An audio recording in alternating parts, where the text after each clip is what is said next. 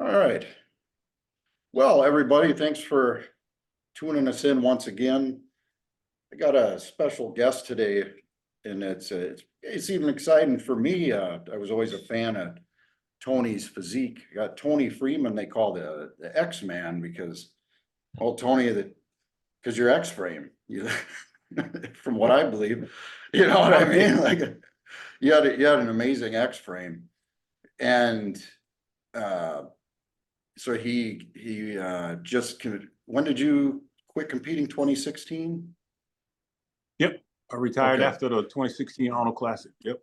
Yep. So he's been in retirement now for 8 years, but he's since joined the team with Humanofort, and he's tried Emmerich's protocols with TRT, and he's willing to share his experiences with that with us. So first question I have, Tony, it was kind of even more for my pleasure, was like, what made you get into bodybuilding? What started that? Well, I guess the first experience with bodybuilding was watching Pumping Iron. Okay. But that was like a movie. That was like a fantasy. So I was just, Sure. From playing with the GI Joes when we were young to seeing Arnold. And then in, I would say 87, I was engaged to my first wife, and she she met a guy named Tony, and she's like, I met this guy named Tony, and he reminds me of you. And I'm like, whatever. And then we were in a long distance relationship. And so that weekend, I used to go home every weekend, and I remember she was in the kitchen cooking something. I'm in the bedroom, and I see this 8x10 of this bodybuilder that wasn't Arnold Schwarzenegger. And I was like, baby, who is this? And she was like, oh, that's my friend Tony. And then she went back in the kitchen. And so of course, I'm like a 21-year-old guy, and my wheels are spinning, and I'm just staring at this picture like, I didn't think nobody could really look like this, not a regular person. Yeah. And so, after I saw that picture, I had one of those life-changing moments. And I was like, man, I got to get my butt in the gym. Because at the time, I was about 160 pounds. Matter of fact, I joined the gym like 2 days later. You know how when you first joined the gym back in the day, they used to weigh you and measure you and all that? Yeah. And I was 162 pounds. I had like 23-inch thighs and maybe 13.5-inch arms. I was super skinny. And so from that moment, I said, I want some muscles. I want to, be muscular. And so my goal was to be 200 pounds. Because at 260, that seems like almost an impossibility. And so that's what started it. And I actually got with Tony, and Tony actually showed me a lot of stuff. And I, back then we had books. So I bought all the bodybuilding books, read them all from cover to cover, tried every single workout, and I kind of like took to it like a fish to water. And of course, I ended up having a 30+ year career. Okay. That's perfect. Yeah, that's awesome. Thanks, man. It's always a woman, bro. It's always a woman. Yeah. There's our kryptonite. It's that one thing we're powerless. And then when did you actually go pro? When did you get I had a long amateur career. And in 95, I tore my pec. And then I stopped lifting for like 4 years. And then I decided, and I got my pec fixed in 2000. And then after that, I wanted to see if I can compete again. And so 2001, I did the nationals. So after taking off 4.5 years, not really even training, I qualified for a show after training for about a week. And then I had 13 weeks to get ready for the nationals. I went to the nationals. I got 8th place, and I'm like, man, I've been going for 5 years, and I'm not even. I think the year that I left in '96, I didn't make the top 15. So to get 8th place after that long time, I was like, you know what, I'm gonna come back and win this next year. And then of course I went back and I started my prep like May of 2002, and I ended up winning the heavyweights in the overall that year. And that was at the USA's? The Nationals. I never did the USA. Back in the day, it used to be East Coast, West Coast. So all the East Coast guys did the Nationals. All the West Coast guys did the USA. Yep. Okay. That makes sense, because some of my buddies out in California used to always do the USA's all the time. Perfect. That's awesome. I saw Kevin LeBron win the nationals. So he got second at the junior nationals, Yep. and then he in '91, and then he won the nationals. And so when he Okay. won, I saw him win. Especially after getting second, I wanted to win the nationals. So I never did any other show. I did nationals. It took me like 9 years from the first time I did it to actually win it. But Okay. I was patient and I did it. Yeah, perfect. That's awesome. So then, your pro career, I'm trying to guess here, was it about 15 years or so? Like, how Yep. So I long were did my you? first show in '03. I did the Night of Champions. Uh-huh. And then, I got like 11th place. I actually almost got disqualified that first show because I missed the athletes meeting. I came in as they were finishing, um, you know, giving everybody the numbers and everything. And so it was Yeah. 49 guys in that show, and they gave me number 49. And that year we was I think it was at the Beacon Theater somewhere in New York, and Yeah. they had to put risers on the stage because there was too many of us to actually fit on the stage. And so half the Okay. riser, part of the riser was off stage, and I was off stage behind the curtain. So when they called my number, I was like this, looking behind the curtain. Yeah. It was pretty crazy. That was really crazy. Um, Crazy show. Melvin, I want to say Melvin or Darren won on that show. It was Melvin really good. Anthony. That was like a really yeah. I think I'm trying to remember who won. I think it was Melvin who won that show. But it Okay. was close between him and Darren. I can't remember who won. Okay. Yeah, I remember all those names. Darren just Yep. kind of disappeared. Like, I don't know what happened to him. Did he? Well, he's been in Florida. He didn't really disappear. We all kind of like you get to a certain level in the game, and then you Yeah. feel like you almost beat your head against the wall because you're not going to go any higher. And I'm not Yeah. saying he wouldn't have, but I understand why he kind of faded away Just because that's what I mean. Just it kind of becomes a money. fade out. Yeah, it becomes a money thing. So if you're not, making enough money to do it, you're almost losing money from a Yeah. business standpoint. And so it Yeah. makes sense to, either bow out or go find something else. Yeah. Yeah. Absolutely. Yeah, I was just curious, like, and that's what most guys do. They just kind of fade away. Everybody is. Um, and when did you actually hear about Humanofort? How did you hear about that, Tony? I was taking Humanofort in the '90s, Okay. when it was, I didn't know Emmerich back then. And I just, what they used to market it for recovery. Like, so if you have, what do you call it? DOMS, where you have the Yep. delayed onset muscle soreness. Yeah. And so I remember getting some back in the day and trying it, and it took it away like in one day. So I Yeah. was already buying it before I knew Emmerich. And then when I retired, even before I retired, like my last couple of years, I started listening to some of the stuff he was saying, and I wanted to try it to see if it actually worked. And so Yep. I think it was 15, 16 was the first time I started using it with the TRT. And Yep. so I've been doing it ever since. Awesome. Awesome.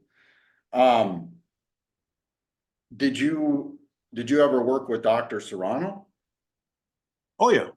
Oh yeah, Okay. definitely worked with Eric. Eric, he's a genius. He took care of me. Yeah. So I kind of like dabbled with almost every guru, I'm a sponge. I like to learn. So Yeah. Doc helped me out a lot. Yeah. Yeah. He Okay. showed me a lot of my, when I tore my pec, it was hard for me to really train, Yeah. and so after I got it fixed, it was like a lot of rehab, and Doc Sure. showed me ways to really still be able to gain size and all that type of stuff with really minimal weights. I mean, I Sure. remember our first workout he took me through, he had me using 6-pound dumbbells with side laterals. I mean, so I learned Yeah. a lot of my techniques from Doc. Was a lot of that using just a really slow tempo, making the muscle work as hard as possible with that load? Yeah, he Okay. was having us do all kinds of stuff where you would, it was doing a lot of unilateral stuff, trying 3-2-1 on the curls and lat pull downs, where you basically engage one side and then you work one side, then you engage the other side. Oh, yep. So I learned all that from Dr. Serrano. I see people in the gym doing it all the time, and I'm like, it works. And so Doc is where I got all that from. Yeah, that makes total sense. You'd have to use both sides though, because like, the upper body's were built to Yep. use two arms together, but if one side's locked in, then they can, that would work Exactly. perfect. I've never really done that. I've So seen some. what I gathered out of that whole, yeah, what I gathered out Oh, of that you're, whole technique was using the left and right brain at the same time. So I would always do leg extensions, left, right, okay, bicep, all that. And yeah, that helped me balance out, a lot I was known for my symmetry.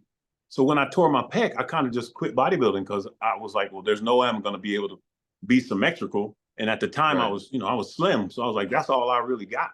And so that's Hmm. why I kind of got discouraged and just quit training because I didn't think I would ever be competitive, with a torn pec. And then Yeah, once I got it fixed, like I say, 7, 8 months of rehab and then a lot of unilateral training, I was able to, pull it off, I guess you could say. okay. And with the Humanofort and the microdose and TRT, how long have you been doing that for? Is it, you say about, is it been about 6 years or? Well, so when I first quit, when I first retired, I came off everything. I kind Yeah, of crashed. I didn't do anything. yeah, And then in, I think it was 2019, it had been so from 2016 to 2019, I didn't do anything. And okay, I was going to get my blood work done, and my testosterone was like in the 300s. So I was like, well, it's fairly right, normal, and I didn't want to actually go back to injections. sure. And I remember in 19, my wife had cancer, so I was helping her with her cancer therapy. And one of the doctors we went to, me and her had a conversation about sports and lifting, and she was telling me how to get your natural testosterone back. And Hmm. she said she suggested that I do bull testicles. So I Oh, started doing bull testicles back then, and tribulus and stuff like that. And I got it up to like 550, 600. And hmm, so I was happy with that. And probably about 2020, 2021, I started back on, the 10 milligrams a day. Then I went to 20 milligrams a day. I was doing up to like, I think 4 to 8 Humanofort. I would hmm. vary, how many I would do per day. And That's that interesting. kept me, I was actually shocked because I could actually feel it, and for that little micro dose, Yeah, blasting testosterone after a while, you don't feel it anymore. You no, almost you don't feel it. And so it I does. was amazed at how much I could actually feel that little bit. So Yeah, I wasn't getting huge or nothing like that because I really wasn't training hard or eating. right. Just doing basically circuit and regular training.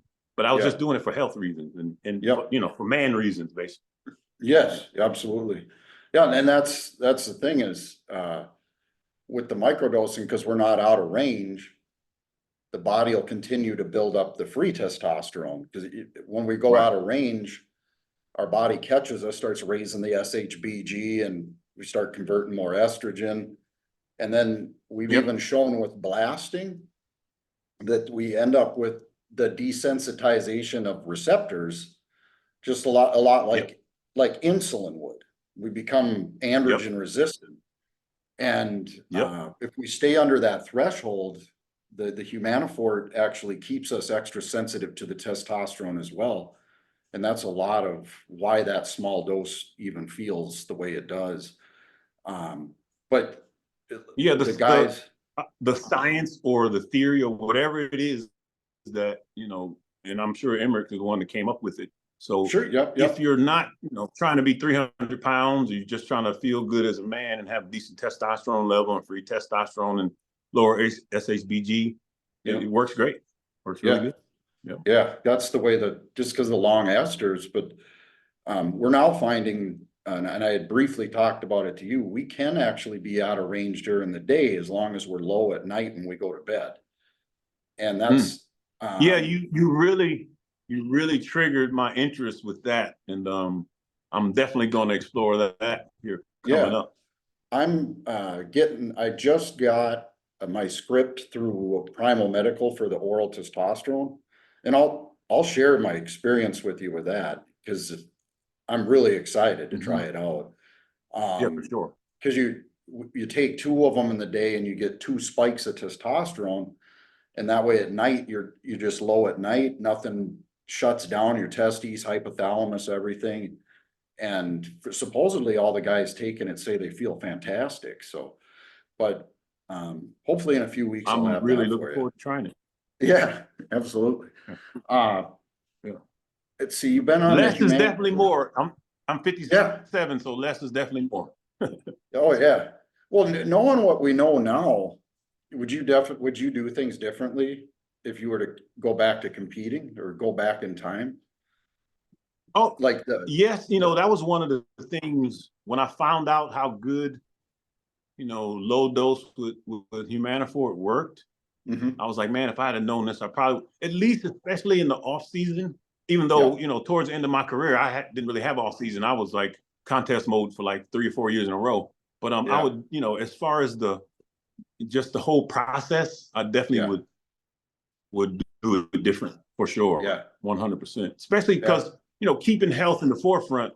When you're trying to win Mr. Olympia, it's Katie Bartador. All bets are off. So you do Yeah, whatever it takes to get where you're trying to get. yeah, But once you get past that, then you just say, well, I want to. I got grandbabies now. I got 3, 4, or 5 grandkids. So I want to be around to see them have kids. You know what I mean? yeah, And so absolutely. you start thinking that way. And I remember my blood work was all screwed up when I first finished, and I wanted to be healthy.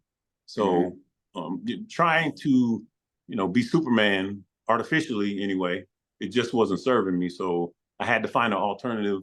And like I say, I still want to feel like a man. So you gotta do some kind of testosterone, or make it yourself. And Yeah, so, like I say, with this new strategy, if you can take a little bit and make a little bit, that can't be nothing but good. yeah, yeah, that's exciting is when my testes came back and I realized that I was even producing small amounts of it on top of the TRT. It's a lot of it just starts, everything kind of clicked in my head. And I'm Right. like, oh, this shit Yep. just makes perfect sense. You know, but, Yep.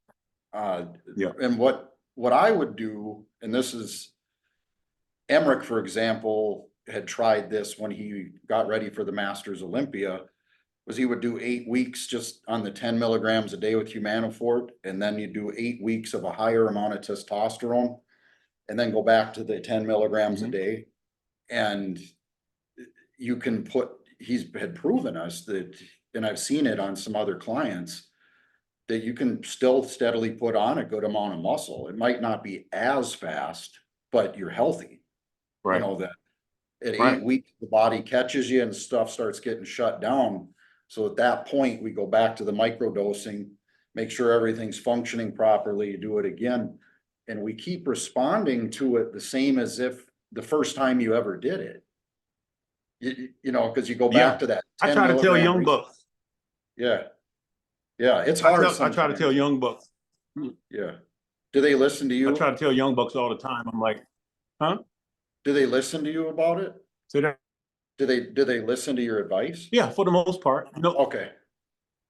Yes. Well, they come to me for advice, and then Oh, I tell them where I'm at mentally, where you really want to tell people how to do cycles and gear no more, because right. it's not that I don't believe in it, because I do know that it's kind of required. It's Yep. kind of like if you're running NASCAR, you got to have a certain kind of engine to be competitive. So I Yep. don't try to discourage them. I just try to give them an alternative.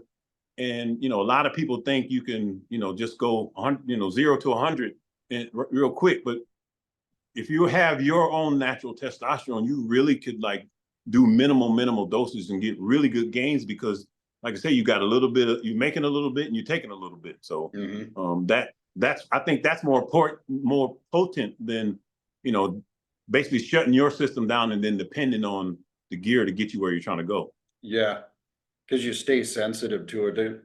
I used to, I got at a point, Tony, where I was on for so long, my doses got ridiculously high and I couldn't even tell I was really taking anything. Like it was like I was completely Right. desensitized. It was, and then when you come off, the crash was so That's what I'm horrible. saying. I remember the last time. My worst it got for me is, I think I went and got my blood work done, and my testosterone was 1700, and my estrogen was like 118. And I was just like, and I felt like crap because I was taking, AIs and all that. Yeah, It's just, I mean, you just get to the point where you're oversaturated and you're causing more damage than good.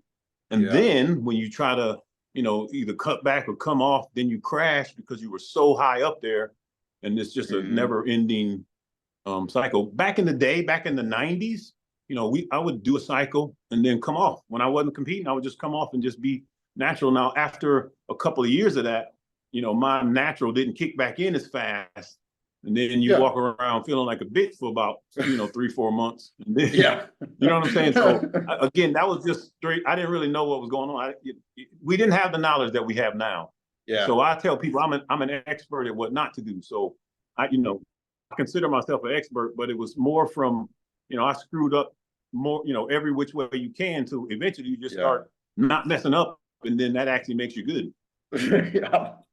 I love the way you just put that with the expert of what not to do.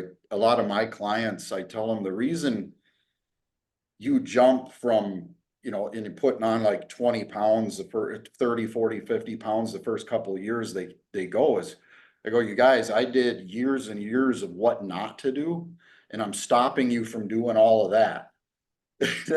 Right. So I'm taking a decade of trial and error out of your life and just going straight forward, And Exactly. I had to do a lot more learning what not to do to find the few things to do. It was pretty bad.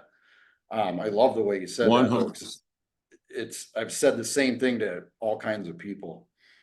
Now, have you ever considered competing again?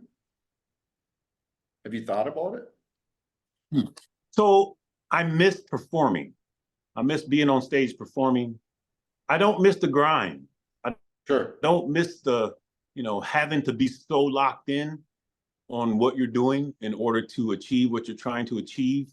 I live, I have a good life. You know what I mean? I'm happy. I'm my own business, so I don't have to clock in for people.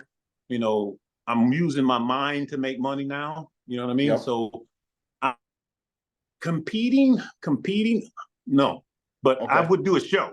You know what I'm saying? Like I would go through a prep and, for content purposes, brand building purposes, to give myself something to strive for. If I came back, I would do classic anyway. So I'm about 230, 235. And that's the cutoff for my height is probably about 240. So you see what I'm saying? I don't have far to go if I wanted to do it. I just would give myself a long time to prep. You know what I mean? I would take like, I don't know, 8 months to try to prepare instead of going, 12 weeks, 16 weeks. I would take, 6, 8, 10 months of prep, so I can do it really slow, healthy as possible. I would have to probably learn how to pose again, because, I went down to the smallest I've been since I retired was 202. Now I leveled off at about 240, and then I got COVID in 2021, and then that took me down to 202. So I call that my factory reset, because I was 202 when I started. And so now if I wanted to compete, and they say all your cells are replaced every 7 years. So it's been literally, last month was my 8-year anniversary. So I'm all brand new. This is all me. I've had very little chemistry in my body for the last 8 years, and so it would be a journey, because like I said, this was brand new terrain to build on. I can only imagine I was to get on a full blown cycle, because I know that my receptors are just wide open right now. So the first cycle I ever did, I gained 65 pounds in like a little less than 3 months. Holy so crap. I'm old now, so I wouldn't have that same kind of jump, but it would be significant. It would be significant. That is crazy. Huh. I never put on muscle like that in my life. All the stretch marks I got on my body. All the stretch marks that I have on my body, I got it in that first 3 months of my first cycle. My skin was like literally ripping in the middle of a workout. That's nuts. Yeah, I never made progress like that. I hear of guys doing it. And my first year actually training to like put size on, be a bodybuilder, and I started back then we just got testosterone out of Mexico, and I just started taking like milliliter of testosterone. It was like Bravo and like those old Mexican companies. I think that year I put on like 50 pounds, but it was probably a good 15 pounds of fat. So maybe 30 pounds or something, in a year, which is substantial, but 60 pounds, 65 pounds, that's a lot of muscle, man. Like, how Yeah, was your eating? Were you eating like everything in an area? Cause if you're growing that fast, your appetite had to have been high.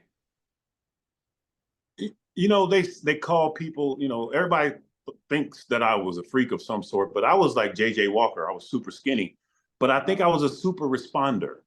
So my first cycle was like one Sustanon 250, one Anadrol, and one CC of Deca. That's all, I got that straight from the doctor. I used to date a nurse. I got it straight from the doctor.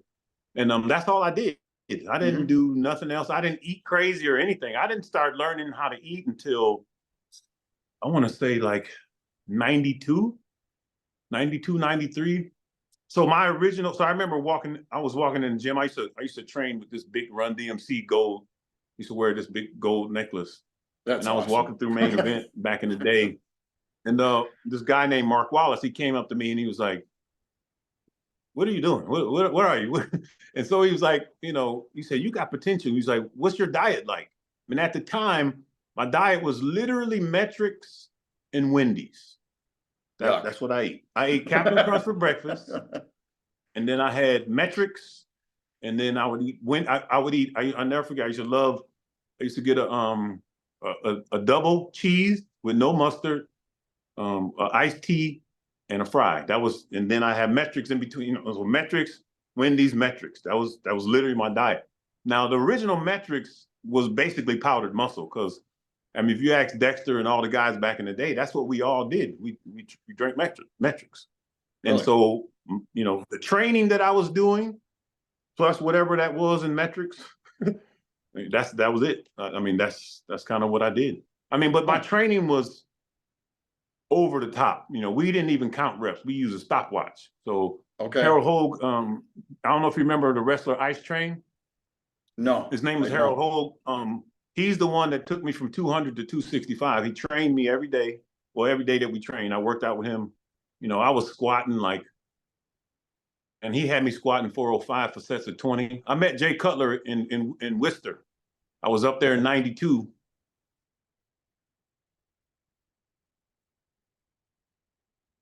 And I was back in the back squatting.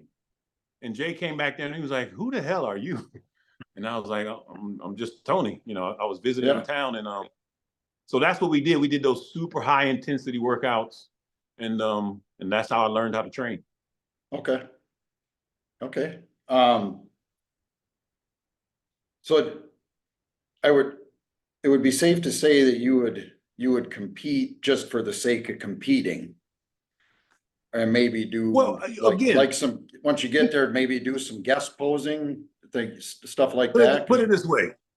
So if they put up enough money and said, "We want to see, me and Dexter go at it again because we did the Masters Olympia." And they were going to pay $100,000 or something like that, then I probably would go for broke in that equation. Okay. But like I say, I got grandbabies. I'm 57. I have nothing left to prove physically. I don't even know if I would want to be like that. I don't know. It's so far in my past as far as mentality, because what people don't understand is at that level, when you get to a certain level, it's mental. Everybody's good. So the mentality is what separates you from everybody else. If you ask all the champions like Ronnie, Phil, Dorian, Kobe, it's your mentality that gets you to the top, because everybody's good. Everybody on stage is deserving to win more, on any given day.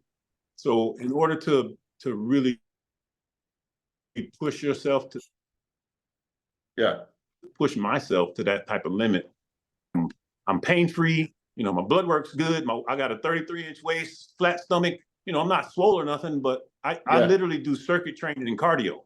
So I'm not doing, splits and push. I'm not even doing that. So I don't expect that. I know what's required, And since I'm not doing that, I don't expect that. I don't even desire it. Yeah. It would take some motivation. They wanted to do like a rematch. Okay. I would consider it. That's cool. Yeah, and like I said, you had mentioned this liking the showmanship of it and stuff. That's what I was Right. just figuring. If you did compete again, it would not be with the seriousness that, you had before. You would just enjoy it more, do a good job, that sort of thing. But I think you have to understand when I was competing. So let's just say after 2006, I was obsessed. It wasn't what yeah, I'm saying? It wasn't like I was just trying to, be an athlete or whatever. I yeah, was obsessed with becoming Mr. Olympia. It wasn't just competing. It was more of yeah, a, drive. It was drive. It was, yeah. You had to I knew have I it. was close. I could smell it. Yeah, I could Yeah, smell it. So, I went for it. That's why, dude, so I did 11 shows uh-huh, from 2004 to 2006. yeah, From 2006 2016, I did 60 shows. yeah. That's Yeah. So I awesome. ended up doing 70, 72, 73, 72 shows. Yeah, So, like I say, I did my whole career was after 2006. yeah. That last 10 years, from like oh six, 7, 8, 9, 10, 11, I was doing like minimum 6 shows a year. Yeah, that's perfect. I don't know if I really have anything else pre-wrote down to ask you for questions. I've enjoyed our conversation here a lot. It's been really cool. I like uh, I like how knowledgeable you are, and the way that you, talked about many things. I think the one question that reigns in my head is a question like, what actually just pulled the plug when you decided I'm done competing and just decided to retire from competition? Well, I basically was about to turn 50. I was 49. And Yep. I was like, you're going to have to quit eventually. It Yeah. could have been 51, 55, whatever. And so I said, you know what? I'm going to do all the shows, all the pro shows. And when I turned 50, which, that was a year, and I Uh-huh. turned 50 in August. So the year before that, I said, I'm going to do all the shows. So it was Poland first, then the Arnold, then Australia, and then New York Pro and all that. So getting ready for the first show, I think I started my prep in like October, and then I was getting Rolfing massages done, very aggressive massages, breaking up scar tissue, and I end Okay. up rupturing some fascia on my thigh, on the side of my Okay. hamstring, and it wouldn't heal. It just Oh, wouldn't get shit. better. And so I went to Poland, came back. I was training and traveling, working, traveling, and my leg kept swelling up. My left leg kept swelling up. Kind of similar to what happened to Nick Walker, I remember. And I had that same issue, and I was doing cryo and all that. So after the Arnold that year, I got last place, and I've never Right. gotten last place in anything in my life. And Right. so I just decided, I don't want to go to Australia on that 30-hour trip and not knowing what's going on. So I went Yeah. to the doctor that Monday, and he examined me, did a bunch of muscle testing. He was like, you ruptured the fascia. He said, but that's really not the problem. He said, you're very deficient in several nutrients, especially the nutrients that you need to rebuild and repair. And I'm saying to myself, man, I'm eating 7 meals a day and I'm malnutrition, basically, is what you're telling me. He said, yes. He said, because you're traveling, you're dieting, you've done all these shows. And he said, you're going to have to sit down for a couple of months in order to heal. And so a few weeks later, I went and did some more testing, found out I had parasites and all that. And then I just shut it down. Oh, I was like, it's time to so take care of that me. was it, And huh? I started that whole healing process. Yeah. Okay. Okay. And Man, then once I did that, because it took me about 6 months. It took me about 6 months to really to get say I'm get your guts right and I'm everything. done. You know what I mean? So Okay. I probably could have came back in 2017. Yeah, I did. I did everything. I mean, like I say, I took an 18-month approach. It took that long to get the majority of the bugs out of my body. I never forget when that parasite came out. I was just like, whoa, and I was like, okay, I'm done. because I got the parasite from what I was doing to myself, Yeah, basically when I looked up, Googled what it was, and it said you get it from eating raw fish, raw sushi, raw fish. And yeah, it was a kidney worm. And so as soon as I went on this mission because they said, the only cure is to kill the worm, which they really didn't have any particular thing that would kill it, or take the kidney. And so when you get that in front of your face, so then I just turned into a detox freak. yeah, And so, like I said, I finally got those bugs out of my body. And it's one thing to say you got a parasite, but it's another thing to see it and then look it up and see what it is and like learn its name and how you get it and all that type of stuff. So that's why I just decided to put my health first, yeah. and then it was then I never looked back. Okay, awesome.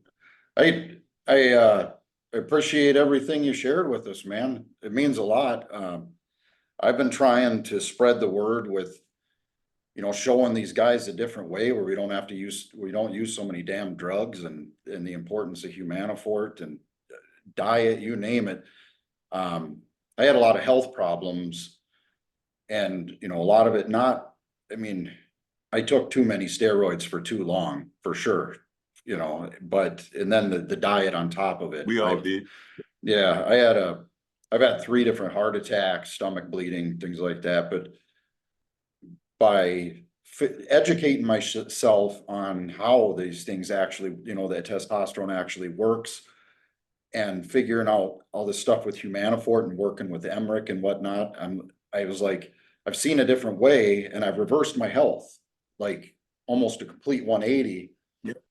And I've been kind of making it a mission to go out and try to help as many other people as I can, or even to tour them from doing this crap in the first place. You know what I mean?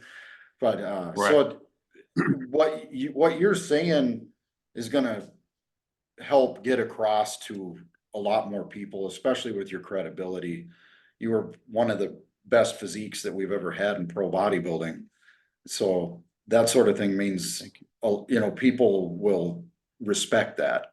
And your word means a lot. So, I'll cut the video off here. This is everything, man. But I thank you a million times over. And, I'll talk to you soon about Oh, you're welcome. that oral testosterone.